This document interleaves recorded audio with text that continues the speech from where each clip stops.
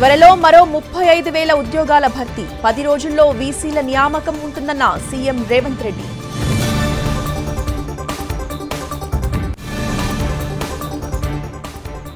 హైడ్రాపై దూకుడుగా వెళ్తున్న టీ సర్కార్. హైడ్రామా అంటూ బీజేపీ బీఆర్ఎస్ ఫైర్.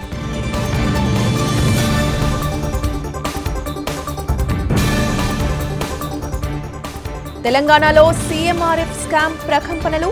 30 ఆసుపత్రులపై సిఐడి కేసులు.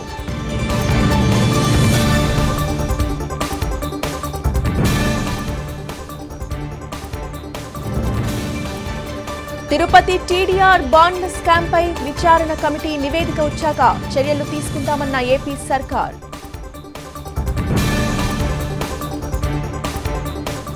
రేపు సుప్రీంకోర్టులో ఎమ్మెల్సీ కవిత బెయిల్ పిటిషన్ పై విచారణ. కేటీఆర్, హరీష్ సహా ఢిల్లీకి బీఆర్ఎస్ ముఖ్య నేతలు. కశ్మీర్లో 16 మందితో బీజేపీ తొలి జాబితా. 7గురితో ఆమ్ ఆద్మీ ఫస్ట్ లిస్ట్.